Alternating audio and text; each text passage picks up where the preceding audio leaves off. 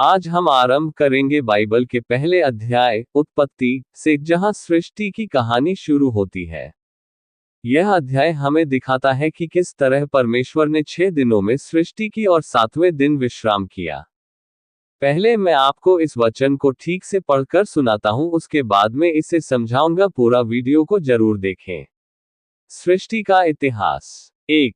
आदि में परमेश्वर ने आकाश और पृथ्वी की सृष्टि की। 2। पृथ्वी बेडौल और सुनसान पड़ी थी, और गहरे जल के ऊपर अंधियारा था, तथा परमेश्वर का आत्मा जल के ऊपर मंडराता था। पहला दिन उजियाला। 3। तब परमेश्वर ने कहा, उजियाला हो, तो उजियाला हो गया। 4। और परमेश्वर ने उजियाले को देखा कि अच्छा है, और परमेश्वर ने उजियाले को अंधियारे से अलग किया। 5। और परमेश्वर ने उजियाले को दिन और अंधियारे को रात कहा, तथा सांझ हुई फिर भोर हुआ। इस प्रकार पहला दिन हो गया। दूसरा दिन आकाश। 6। फिर परमेश्वर ने कहा, जल के बीच एक ऐसा अंतर हो कि जल 2 भाग हो जाए। 7। तब परमेश्वर ने एक अंतर करके उसके नीचे के जल और उसके ऊपर के जल को अलग अलग किया, और वैसा ही हो गया। 8। और परमेश्वर ने उस अंतर को आकाश कहा, तथा सांझ हुई फिर भोर हुआ। इस प्रकार दूसरा दिन हो गया। तीसरा दिन सूखी धरती और पेड़ पौधे। 9। फिर परमेश्वर ने कहा, आकाश के नीचे का जल एक स्थान में इकट्ठा हो जाए और सूखी भूमि दिखाई दे, और वैसा ही हो गया। 10। और परमेश्वर ने सूखी भूमि को पृथ्वी कहा, तथा जो जल इकट्ठा हुआ उसको उसने समुद्र कहा। और परमेश्वर ने देखा कि अच्छा है। 11। फिर परमेश्वर ने कहा, पृथ्वी से हरी घास तथा बीज वाले छोटे छोटे पेड़ और फलदायी वृक्ष भी, जिनके बीज उन्हीं में एक एक की जाति के अनुसार होते हैं, पृथ्वी पर उगे, और वैसा ही हो गया। 12। इस प्रकार पृथ्वी से हरी घास और छोटे छोटे पेड़, जिनमें अपनी अपनी जाति के अनुसार बीज होता है, और फलदायी वृक्ष, जिनके बीज एक एक की जाति के अनुसार उन्हीं में होते हैं, उगे, और परमेश्वर ने देखा कि अच्छा है। 13। तथा सांझ हुई फिर भोर हुआ। इस प्रकार तीसरा दिन हो गया। चौथा दिन सूरज, चांद और तारे। 14। फिर परमेश्वर ने कहा, दिन को रात से अलग करने के लिए आकाश के अंतर में ज्योतियां हो, और वे चिन्हों और नियत समयों और दिनों और वर्षों के कारण हो। 15। और वे ज्योतियां आकाश के अंतर में पृथ्वी पर प्रकाश देने वाली भी ठहरे, और वैसा ही हो गया। 16। तब परमेश्वर ने 2 बड़ी ज्योतियां बनाई, उनमें से बड़ी ज्योति को दिन पर प्रभुता करने के लिए, और छोटी ज्योति को रात पर प्रभुता करने के लिए बनाया, और तारागण को भी बनाया। 17। परमेश्वर ने उनको आकाश के अंतर में इसलिए रखा कि वे पृथ्वी पर प्रकाश दें। 18। तथा दिन और रात पर प्रभुता करें, और उजियाले को अंधियारे से अलग करें, और परमेश्वर ने देखा कि अच्छा है। 19। तथा सांझ हुई फिर भोर हुआ। इस प्रकार चौथा दिन हो गया। 5वां दिन मछलियां और पक्षी। 20। फिर परमेश्वर ने कहा, जल जीवित प्राणियों से बहुत ही भर जाए, और पक्षी पृथ्वी के ऊपर आकाश के अंतर में उड़े। 21। इसलिए परमेश्वर ने जाति जाति के बड़े बड़े जल जंतुओं की, और उन सब जीवित प्राणियों की भी सृष्टि की, जो चलते फिरते हैं, जिनसे जल बहुत ही भर गया, और एक एक जाति के उड़ने वाले पक्षियों की भी सृष्टि की, और परमेश्वर ने देखा कि अच्छा है। 22। परमेश्वर ने ये कहकर उनको आशीष दी, फूलो फलो और समुद्र के जल में भर जाओ, और पक्षी पृथ्वी पर बढ़ें। 23। तथा सांझ हुई फिर भोर हुआ। इस प्रकार 5वां दिन हो गया। 6वां दिन भूमि के जीवजंतु और मनुष्य। 24। फिर परमेश्वर ने कहा, पृथ्वी से एक एक जाति के जीवित प्राणी, अर्थात घरेलू पशु और रेंगने वाले जंतु, और पृथ्वी के वन पशु, जाति जाति के अनुसार उत्पन्न हो, और वैसा ही हो गया। 25। इस प्रकार परमेश्वर ने पृथ्वी के जाति जाति के वन पशुओं को, और जाति जाति के घरेलू पशुओं को, और जाति जाति के भूमि पर सब रेंगने वाले जंतुओं को बनाया, और परमेश्वर ने देखा कि अच्छा है। 26। फिर परमेश्वर ने कहा, हम मनुष्य को अपने स्वरूप के अनुसार अपनी समानता में बनाएं, और वे समुद्र की मछलियों और आकाश के पक्षियों और घरेलू पशुओं और सारी पृथ्वी पर और सब रेंगने वाले जंतुओं पर जो पृथ्वी पर रेंगते हैं अधिकार रखें। 27। तब परमेश्वर ने अपने स्वरूप में मनुष्य को रचा, अपने ही स्वरूप में परमेश्वर ने मनुष्य की रचना की, नर और नारी के रूप में उसने मनुष्यों की सृष्टि की। 28। और परमेश्वर ने उनको आशीष दी और उनसे कहा, फूलो फलो और पृथ्वी में भर जाओ और उसको अपने वश में कर लो, और समुद्र की मछलियों तथा आकाश के पक्षियों और पृथ्वी पर रेंगने वाले सब जंतुओं पर अधिकार रखो। 29। फिर परमेश्वर ने उनसे कहा, सुनो, जितने बीज वाले छोटे छोटे पेड़ सारी पृथ्वी के ऊपर हैं और जितने वृक्षों में बीज वाले फल होते हैं, वे सब मैंने तुमको दिए हैं, वे तुम्हारे भोजन के लिए हैं। 30। और जितने पृथ्वी के पशु और आकाश के पक्षी और पृथ्वी पर रेंगने वाले जंतु हैं, जिनमें जीवन का प्राण है, उन सब के खाने के लिए मैंने सब हरे हरे छोटे पेड़ दिए हैं, और वैसा ही हो गया। 31। तब परमेश्वर ने जो कुछ बनाया था सबको देखा, तो क्या देखा कि वह बहुत ही अच्छा है। तथा सांझ हुई फिर भोर हुआ, इस प्रकार छठवां दिन हो गया। पहला दिन उजियाला। आदि में परमेश्वर ने आकाश और पृथ्वी की सृष्टि की। व्याख्या। यह बाइबल का पहला वचन है। आदि में का अर्थ है समय की शुरुआत। परमेश्वर ने कुछ नहीं से सब कुछ बनाया, आकाश, पृथ्वी, समय और स्थान। पृथ्वी उस समय बेडौल और सुनसान थी, खाली और अंधेरे में डूबी हुई। वचन। परमेश्वर ने कहा, उजियाला हो, और उजियाला हो गया। व्याख्या। परमेश्वर ने बोलकर उजियाले को बनाया।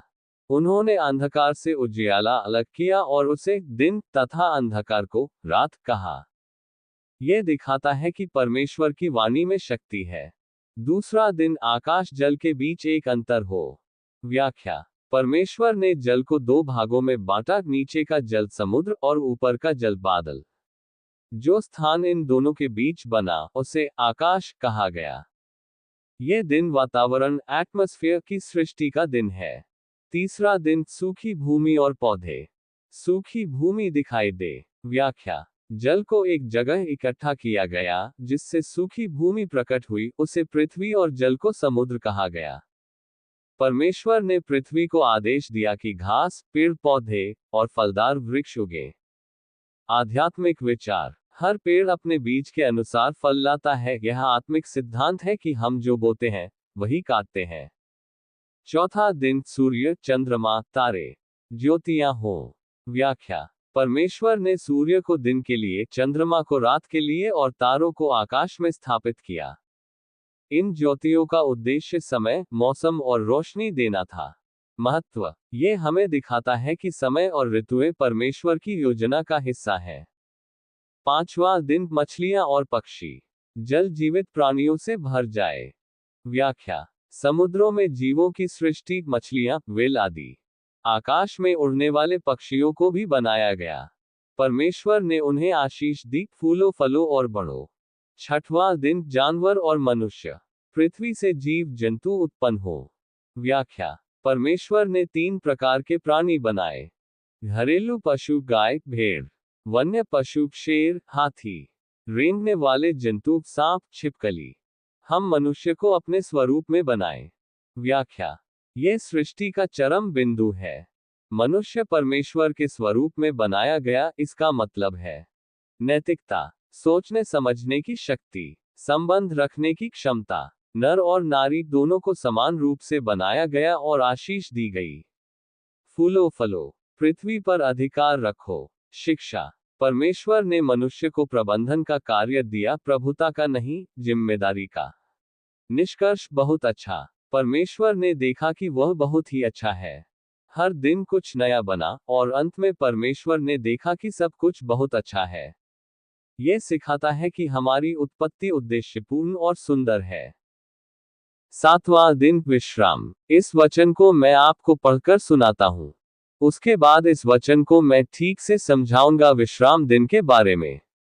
बहुत ही अच्छे से मैं आपको समझाऊंगा। इस वचन को सुनते ही आपका दिमाग में घुस जाएगा। हर एक वचन आप भूलेंगे भी नहीं। चलिए वचन को शुरू करते हैं।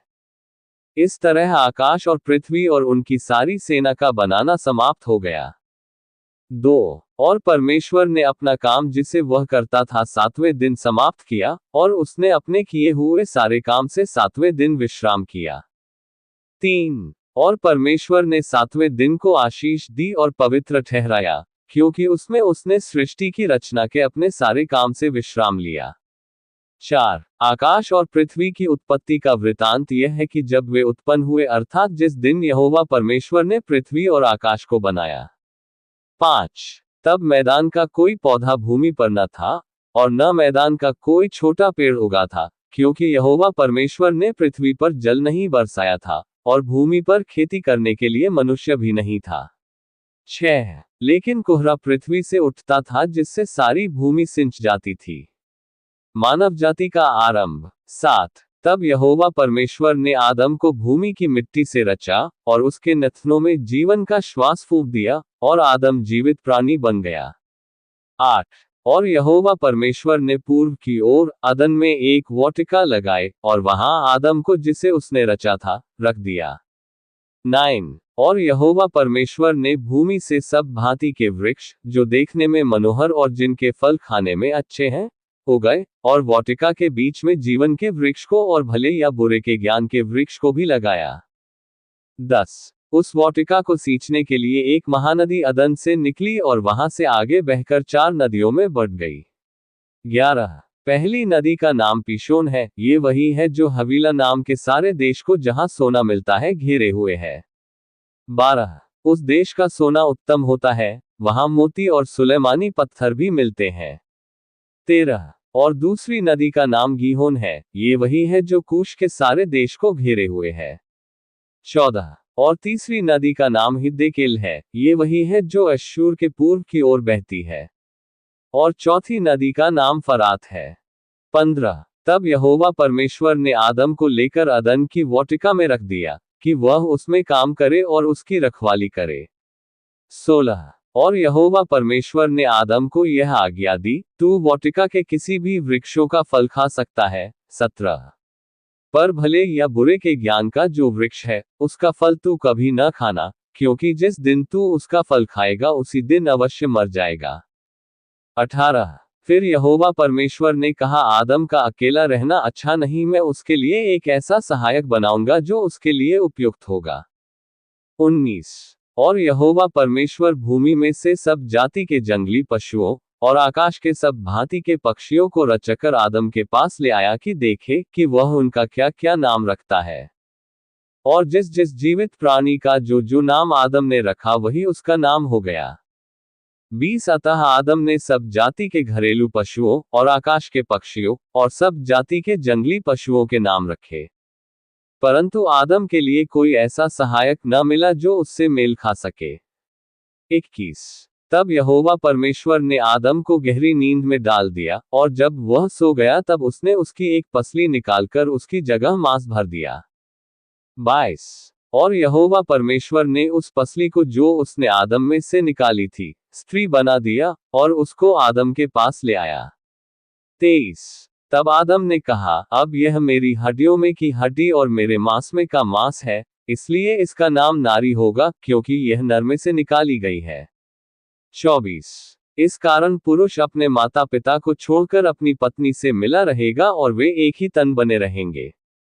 25 आदम और उसकी पत्नी दोनों नंगे थे, पर वे लज्जित न थे। अब मैं आपको इस वचन को ठीक से समझाता हूं। आकाश और पृथ्वी और उनकी सारी सेना का बनाना समाप्त हो गया। सृष्टि का काम अब पूर्ण है।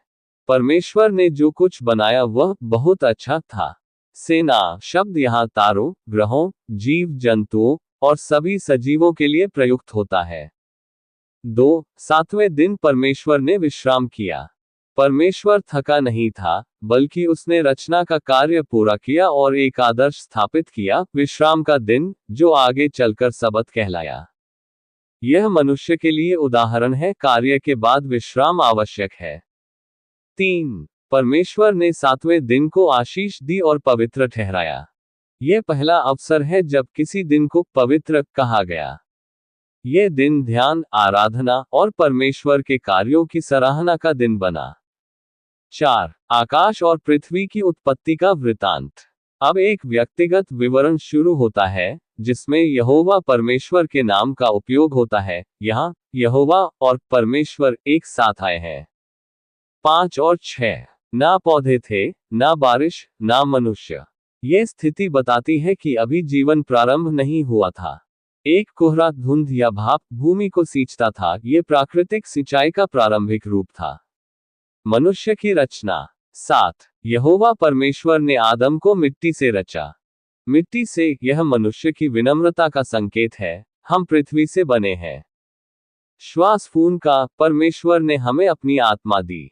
यही हमें जीवित आत्मा बनाता है। यह दिखाता है कि हम केवल मिट्टी नहीं, बल्कि परमेश्वर की आत्मा से जीवित हैं। अदन की वाटिका। 8. परमेश्वर ने पूर्व की ओर अदन में एक वाटिका बनाई। अदन शब्द का अर्थ है आनंद। ये स्थान पूर्ण शांति, सुंदरता और भलाई का प्रतीक था। 9. वहां सभी प्रकार के मनोहर वृक्ष उगाए गए। जीवन का वृक्ष, जो अनंत जीवन का प्रतीक है। ज्ञान का वृक्ष, भले और बुरे का आज्ञाकारिता की परीक्षा का केंद्र। 10 से 14. एक नदी अदन से निकलकर 4 नदियों में बंटी। 1. पीशोन, सोने और रत्नों वाला हवीला देश। 2. गीहोन, कूश देश को घेरने वाली। 3. हिद्देकेल, अश्शूर के पास बहती थी। यह आज की टाइग्रिस नदी हो सकती है। 4. फरात, संभवतः यूफ्रेटिस नदी। ये चित्र दिखाता है कि अदन का स्थान पृथ्वी पर कहीं बहुत उपजाऊ और संपन्न क्षेत्र था। आदम को अदन में रखा गया। 15. आदम को वाटिका में रखा गया, काम करने और उसकी रखवाली करने के लिए। कार्य काम करना कोई अभिशाप नहीं है, बल्कि यह एक पवित्र जिम्मेदारी है। 16 से 17. परमेश्वर की आज्ञा। सब वृक्षों का फल खाओ, लेकिन भले बुरे के ज्ञान के वृक्ष को मत छूना। यह मनुष्य की स्वतंत्र इच्छा और आज्ञाकारिता की परीक्षा है। परमेश्वर हमें चुनने का अधिकार देता है, लेकिन उसके साथ उसकी चेतावनी भी स्पष्ट होती है। आदम का सहायक, स्त्री की रचना। 18. आदम का अकेला रहना अच्छा नहीं। परमेश्वर ने देखा कि आदम को किसी ऐसे साथी की आवश्यकता है जो उसके समान हो। 19 से 20. आदम ने सभी पशुओं और पक्षियों को नाम दिए। यह उसकी बुद्धि और अधिकार का प्रमाण था, लेकिन कोई भी प्राणी उसके लिए उपयुक्त सहायक नहीं था। 21 से 22. परमेश्वर ने आदम की एक पसली से स्त्री बनाई। यह समानता और निकटता का प्रतीक है। स्त्री न सिर से बनाई गई कि वह शासन करे, न पांव से कि वह दबे, बल्कि पास से, दिल के पास से। 23. आदम ने स्त्री को नारी कहा, क्योंकि वह नर में से निकली थी। 24. यह विवाह का संस्थापन है। पुरुष अपने माता पिता को छोड़कर अपनी पत्नी से जुड़ता है, एक तन। 25. वे दोनों नंगे थे पर लज्जित न थे, क्योंकि निर्दोषता और पवित्रता का समय था। पाप और शर्म का अस्तित्व नहीं था। 7वें दिन परमेश्वर का विश्राम हमें सिखाता है कि जीवन में संतुलन जरूरी है। आदम की रचना और उसे अदन में रखा जाना ये दर्शाता है कि परमेश्वर मनुष्य से प्रेम करता है और उसके लिए उत्तम योजना रखता है। स्त्री और पुरुष की रचना साथ में ये दिखाती है कि परमेश्वर संबंधों को मूल्य देता है। परिवार उसकी योजना का हिस्सा है। इसके आगे और भी वचन को समझने के लिए हमारे चैनल को सब्सक्राइब करें। लाइक, शेयर एंड कमेंट जरूर करें। इसमें वीडियो नंबर 1, 2, 3, 4, 5 ऐसे ही करके वचन को बताया जाता है। आप इस वीडियो को जरूर देखें और दूसरों को भी शेयर करें ताकि परमेश्वर का वचन हर कोई ठीक से समझ पाए। प्रभु आपको आशीष दे। धन्यवाद।